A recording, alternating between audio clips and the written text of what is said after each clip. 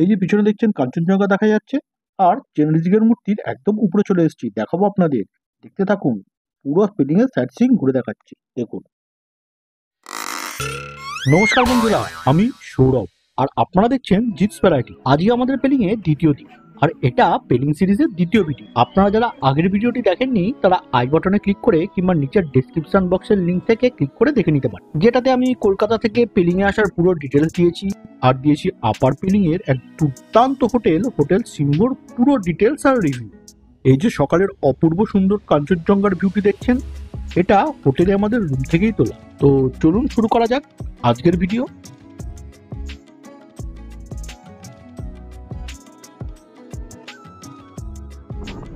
আজকে আমরা সকাল সকাল উঠে বেরিয়ে পড়েছি পেলিং সাইট সিইং করতে। আমরা যে গাড়িটি ভাড়া করেছি সেটি হোটেল থেকে, আর আমাদের পড়েছে ৩৮০০ টাকা।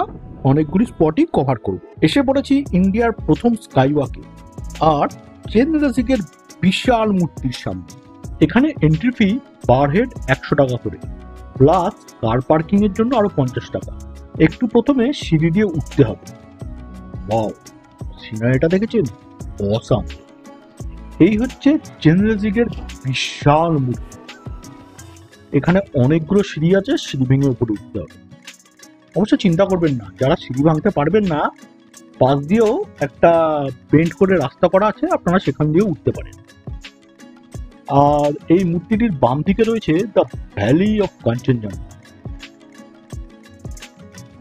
আর এই হচ্ছে স্কাইওয়াক। এখানে পড়ে যাচ্ছে, আগে মূর্তিটির কাছ থেকে একটু ঘুরে আসি।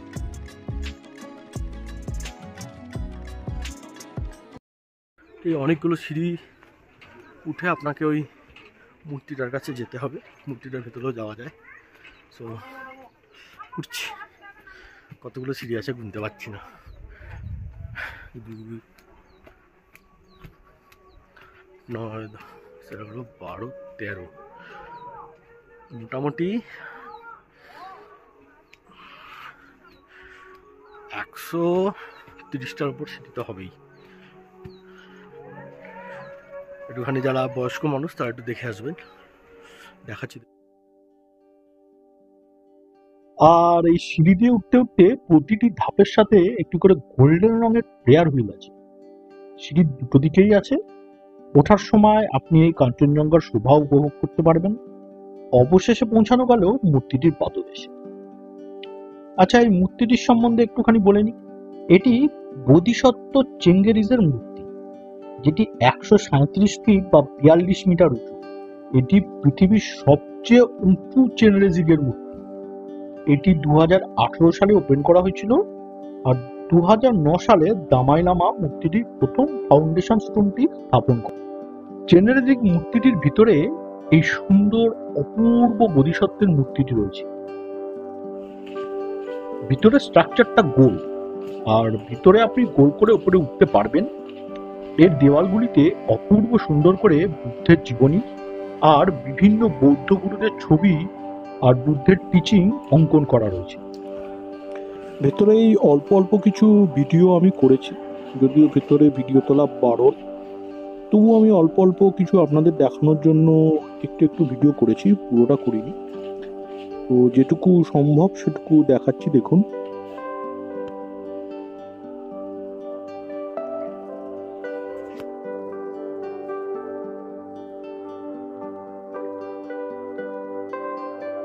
আপনি ভিতর দিয়ে উপরে উঠে এই মূর্তিটির পায়ের কাছে পৌঁছাতে পারবেন।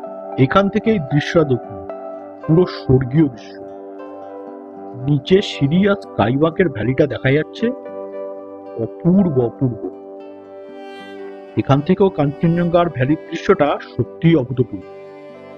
এটা ভিডিওতে কতখানি বোঝাতে পারছি জানি না, তবে সত্যি অপূর্ব এক দৃশ্য। মূর্তিটি ঘুরে স্কাইওয়াকের উপরে চলে এসেছি।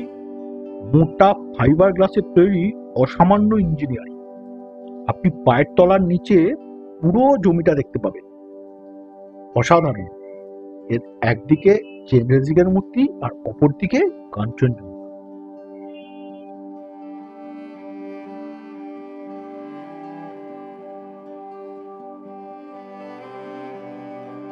এই দারুণ জায়গাটি দেখে আমরা বেরিয়ে পড়লাম আমাদের নেক্সট ডেস্টিনেশনের উদ্দেশ্যে। আচ্ছা, আর একটা ইনফরমেশন দিই, হেলিপ্যাড টু স্কাই ওয়াক পরের বছর থেকে রোপওয়ে চালু। আমরা এই কতগুলো রোপওয়ে কার দেখলাম যেগুলো এখনো শুরু হয়নি, আর হেলিপ্যাডটা সন্ধ্যেবেলা এসে যাব, কারণ এখন যেতে গেলে অনেকটা দেরি হবে। পৌঁছে গেছি আমাদের নেক্সট ডেস্টিনেশন বেমিয়ানস্ট্রি মনেস্ট্রি। এখানেও আপনাদের এন্ট্রি ফি পার হেড 50 টাকা করে, আর কার পার্কিং 30 টাকা।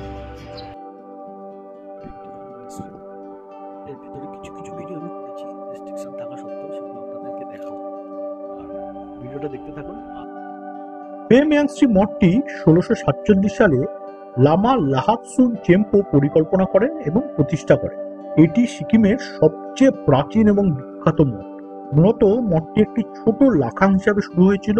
পরবর্তীকালে 1705 সালে রোলপাই দর্জির রাজত্বকালে এটি বড় হয়। 1710 সালে তৃতীয় লাহাসুন চেনপো যোগচেন পাও এটিকে পবিত্র করেন। এটি তিব্বতী বৌদ্ধ ধর্মের লাইংমা বা নিংমা আদেশ অনুসরণ করে।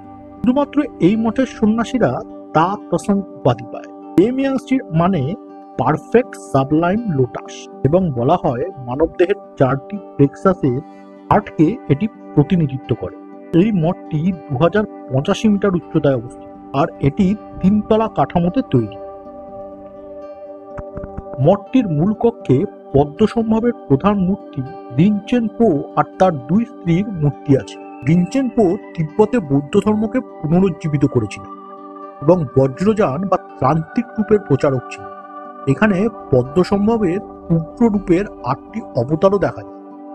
তাছাড়াও এখানে 1700 এবং 1800 সালে ব্যবহৃত বৌদ্ধদের জিনিসপত্রের নিদর্শনও দেখা যায়। তাছাড়াও প্রতি বছর তিব্বতী ক্যালেন্ডারের 12তম চন্দ্র মাসে 28 এবং 29তম দিনে চাম নৃত্য উৎসব অনুষ্ঠিত হয়। এটি একটি জনপ্রিয় উৎসব। ওই দিন লামারা রঙিন পোশাকে মহাকাল এবং গুরু ড্র্যাগ টামার সাজে নৃত্য পরিবেশন করে। মনেস্ট্রির ইতিহাসটি ভালো লাগলে আর ভিডিওটি ভালো লাগলে একটি লাইক অবশ্যই করুন, আর চ্যানেলটিও সাবস্ক্রাইব করে দিন প্লিজ। আমাদের নেক্সট ডেস্টিনেশন সিংশোর ব্রিজ। অপূর্ব সুন্দর পথের শোভা দেখতে দেখতে একটা জায়গায় ব্রেকফাস্টের জন্য যাওয়া। এখান থেকে পার্বত্য ভ্যালির দৃশ্যটা সত্যিই অপূর্ব।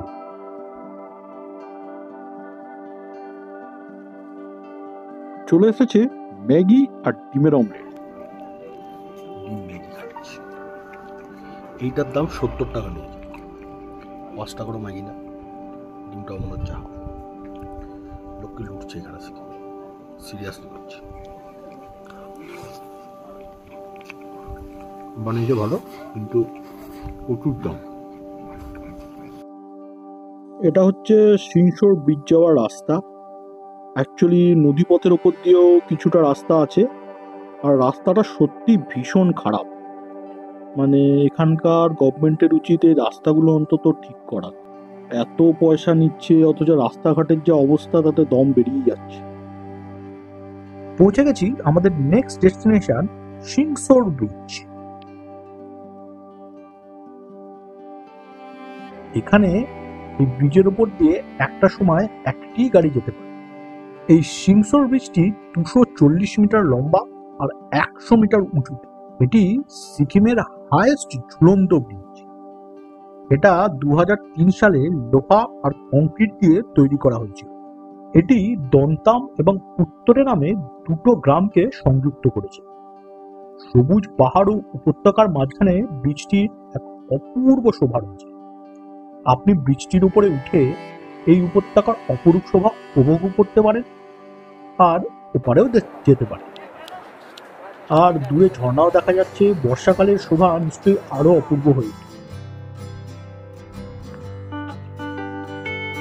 চলে এসেছি রিম্বি অরেঞ্জ গার্ডেন।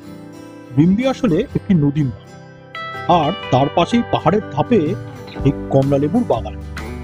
চারিদিকে শুধু কমলা লেবুর গাছ নয়, আরো বিভিন্ন রকমের ফুলের বাগান, রডোডেন্ড্রন গাছও দেখা যায়। এখানে অপূর্ব সুন্দর গোলাপ ফুলেরও একটি বাগান রয়েছে। পাহাড়ের ধাপ দিয়ে আপনাকে একটু নিচের দিকে নামতে হবে। এখানেও এন্ট্রি ফি 25 টাকা করে পার হেড। আর এই হচ্ছে কমলা লেবু গাছ। যদিও এখন কমলা লেবুর সময় নয়, তবে এই গাছের কমলা লেবু এখনো পাড়া হয়নি, টুরিস্টদের দেখানোর জন্য। গাছটিতে প্রচুর কমলা লেবু ফুটে রয়েছে। আর এই ভয়ানক ধাপ পেরিয়ে আপনাকে পৌঁছাতে হবে রিম্বি নদীর ধারে। এই হচ্ছে পাহাড়ি নদীর রিম্বি। এর জল কাঁচের মতো স্বচ্ছ। পাহাড়ের মধ্যখান দিয়ে এই নদী বয়ে যাওয়ার দৃশ্য সত্যিই অপূর্ব। এখানে খুব সুন্দর ফটোগ্রাফিও করা যায়, আমরাও করেছি কিছু কিছু। আর এই নদীর ধারে রয়েছে দুটি দোকান, যেখানে রয়েছে পিওর অরেঞ্জ জুস আর বিভিন্ন রকমের ওয়াইন। অরেঞ্জ জুসগুলো 70 টাকা আর ওয়াইনগুলো 100 টাকা করে বোতল। ওয়াইন না বলে জুসও বলতে পারেন। আর আমরা একটা অরেঞ্জ জুস খেলাম, যেটা সত্যি কমলালেবুরই জুস, ভেতরে কমলালেবুর পাল্পও রয়েছে। আর একটা রডোডেন্ড্রন ওয়াইন খেলাম, যেটা টেস্ট খুব একটা ভালো লাগলো না। হ্যাঁ, তা আপনারা বাকি ওয়াইনগুলো টেস্ট করে দেখতে পারেন, আশা করি ভালো হবে। তো এই হচ্ছে রিম্বি অরেঞ্জ গার্ডেন। তো চলুন এরপরে যাওয়া যাক আবার আমাদের নেক্সট ডেস্টিনেশন। চলে এসেছি আমাদের নেক্সট ডেস্টিনেশন খেচুপেরি লেক। এখানেও এন্ট্রি ফি আছে, পার হেড 25 টাকা করে। এইগুলো কিন্তু আপনারা হিসাবের মধ্যে একটু ধরে রাখবেন, কারণ প্রতিটি জায়গায় দেখছি এন্ট্রি ফি রয়েছে। এখানেও রডোডেন্ড্রন ওয়াইনের একটা দোকান আছে। বাহ, ওয়ে টু দ্য লেক। এখানে ফিশ ফিডিং জোন আছে, কিন্তু তাতে না আছে জল না আছে ফিশ। এনিওয়ে, জল শুকিয়ে গেছে হয়তো।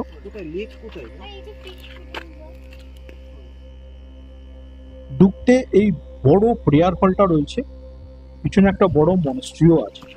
আর এই লেকের কাছে পৌঁছাতে বেশ খানিকটা হাঁটতে হবে, প্রায় 1 কিলোমিটার মতো তো অবশ্যই।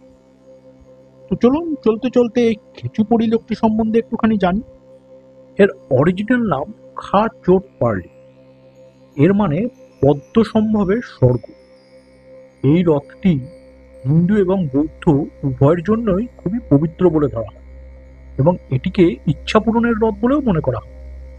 লেকটির স্থানীয় নাম সোজোসো, অর্থাৎ ওক লেডি সিট হিয়ার। এখানে প্রায় 387 রকমের প্ল্যান্ট আছে লেখা রয়েছে। এখানে এই কাঠবিড়ালিটিরও দেখা মিলল।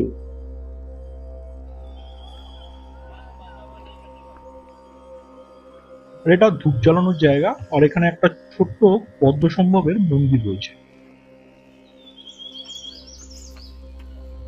আর হ্যাঁ, যেটা বলছিলাম, লেকটি খেচালপালদ্রি পাহাড়ের মাঝখানে অবস্থিত, যেটিকে একটি পবিত্র পাহাড়ও বলা হয়।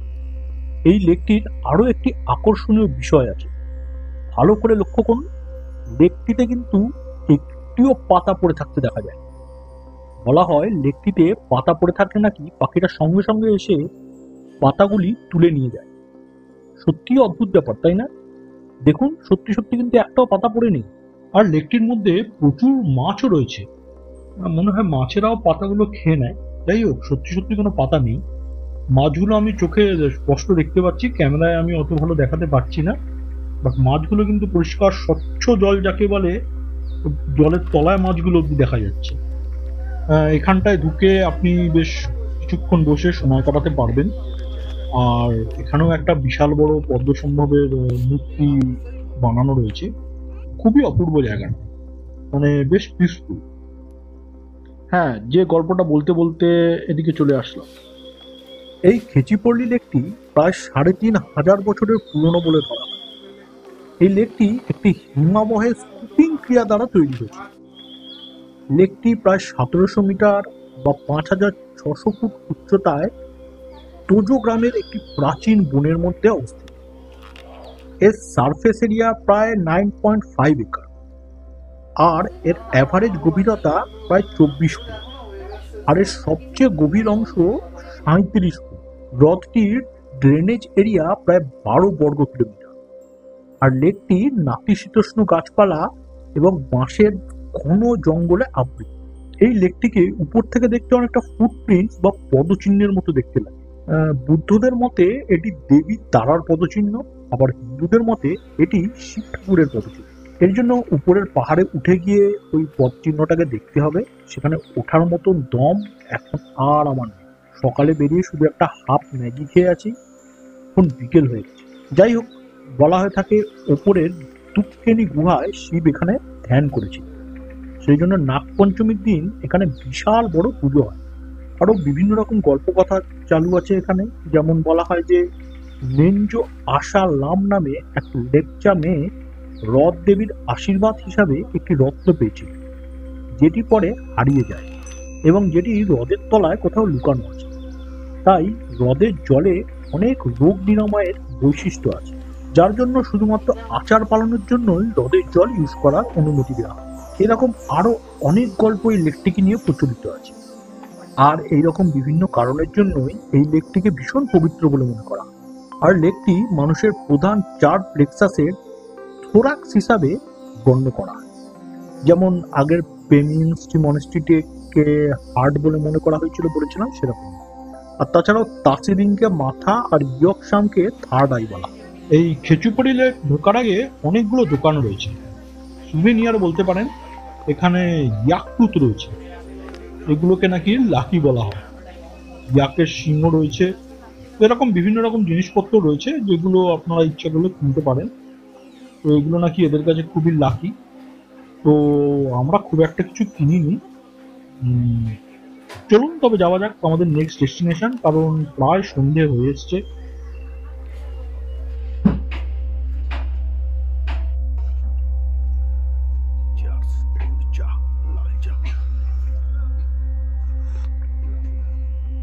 ভালো জিনিস আর পৃথিবীতে হয় না। দোকানটা ভালো, চাটা দারুণ দিয়েছে। প্রায় 2 দিন বাদে এতগুলো চা খেলাম সিকিমে এসে, খুব সুন্দর চাটা।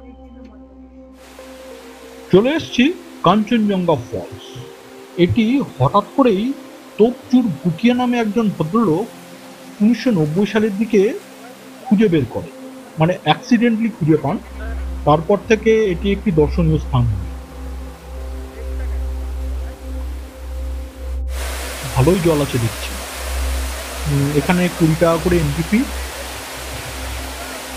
আর এই কাঞ্চনজঙ্ঘা ফলসটি প্রায় 100 মিটার উঁচু, মানে 100 মিটার উঁচু থেকে পড়ছে।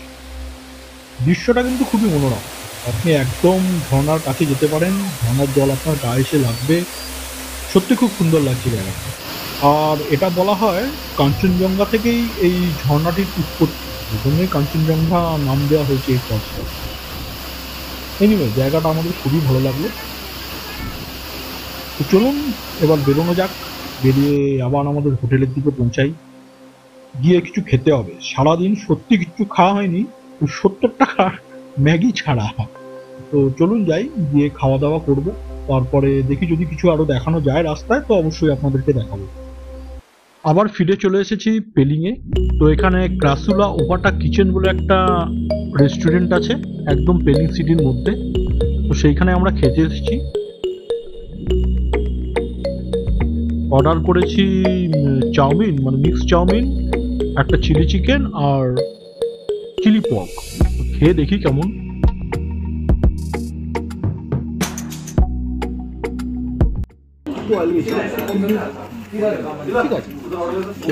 কেমন কাসুলাতে খেতে এসেছি কিচেনে। বাকিগুলো যা খেয়েছি সেগুলো